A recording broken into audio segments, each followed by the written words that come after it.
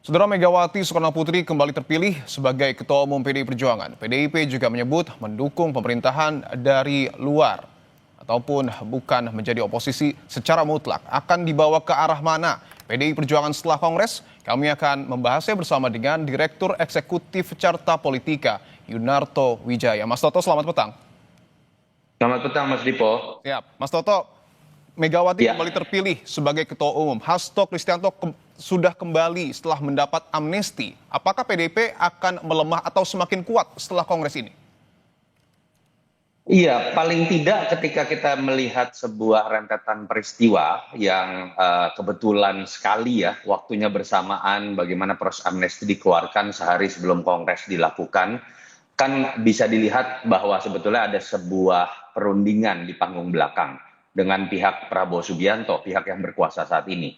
Jadi paling tidak Kongres ini yang tadinya dianggap kemudian akan penuh misteri, ya terjawab dengan agak melegakan bahwa ada keputusan politik sebelumnya yang kemudian melepaskan sekjennya dari tahanan. Saat itu Mas Hasto masih sekjen ya, karena belum Kongres kan. Dan artinya ini kan juga bisa dilihat sebagai sebuah simbol ada hubungan yang mencair juga antara Prabowo, kekuatan politik ataupun sebagai pemerintah dengan pihak PDI Perjuangan yang selama ini ada di luar pemerintahan. Paling tidak Kongres ini akhirnya ada dalam situasi yang jauh lebih cair, tidak mencekam, tidak terlalu misterius, dan puncaknya adalah Mas Hasto kembali bahkan hadir dalam acara Kongres. Kalau kemudian pertanyaannya apakah ini berarti sebuah kode bahwa PDI Perjuangan akan masuk ke dalam barisan koalisi Prabowo, saya malah meyakini tidak. Dari kemarin-kemarin saya selalu mengatakan bahwa lebih besar kemungkinan buat PDI Perjuangan tetap ada di luar pemerintahan, walaupun konteksnya adalah penyeimbang. Lalu apa yang membedakan peristiwa amnesti, kembalinya Mas Hasto, dengan kemudian posisi politik PDI Perjuangan tetap ada di luar barisan pemerintahan, tapi paling tidak posisi di luar pemerintahan ini ditempatkan dengan lebih objektif. Tidak ada unsur dendam sejarah politik. Apabila memang misalnya kemarin situasinya berbeda, bahwa Hasto misalnya dianggap menjadi korban politik, tentu saja posisi yang berseberangan ini bukan dalam konteks kritik secara konstruktif, tapi lebih dalam konteks yang berhadapan-hadapan. Jadi akhirnya memang harus diakui ini menjadi kabar baik buat PDI Perjuangan, kabar baik juga buat paling tidak Pak Prabowo Subianto, walaupun kita tahu kalau berbicara dalam konteks hubungan antara PDI Perjuangan dengan kekuatan politik Jokowi, tetap masih ada tembok penghalang yang menurut saya masih jauh dari selesai. Saya ingin tegaskan lagi, artinya ketika Anda membahas soal Megawati, PDIP dengan Jokowi, apakah kemudian Kongres ini juga akan menegaskan posisi PDI Perjuangan karena ketua umumnya masih sama Mega dengan Pak Jokowi di masa mendatang? Menurut saya tidak ya, karena Pak Jokowi bukan presiden. Jadi tidak perlu ada sebuah sikap partai terhadap mantan presiden. Dalam Meskipun konteks ketika Pak ketatanegaraan, Jokowi semakin dekat dengan PSI. nggak ada hubungannya, Mas. Oke. Yang perlu ditegaskan dalam sikap sebuah partai adalah bagaimana sikapnya terhadap pemerintahan yang berkuasa.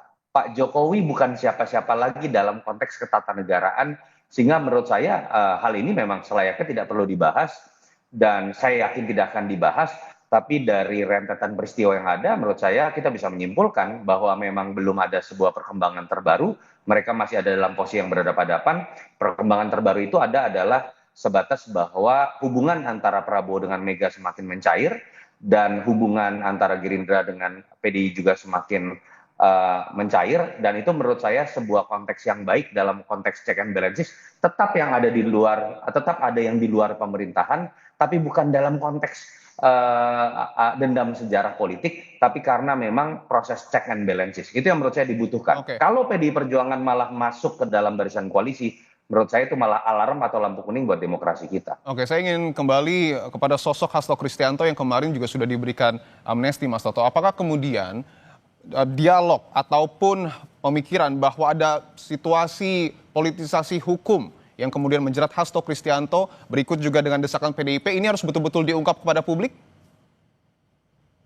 Iya, saya pikir tidak mudah ya kemudian diungkap kepada publik dalam konteks misalnya aktor-aktor terkait hukum itu kemudian bisa membuka, ya sulit, Mas. Karena amnesti itu kan proses yang kemudian menyatakan kepada pihak yang bersalah untuk dimaafkan.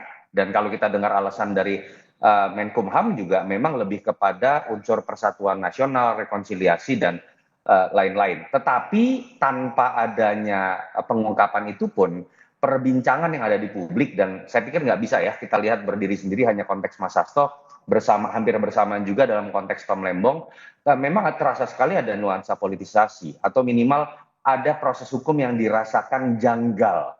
Nah, ini harusnya bisa jadi pembelajaran, dan menurut saya ini PR buat pemerintahan. Dalam konteks Pak Prabowo, banyak yang bersyukur dan mengapresiasi sikap memberikan amnesti dan abolisi, tapi kan ada PR lebih.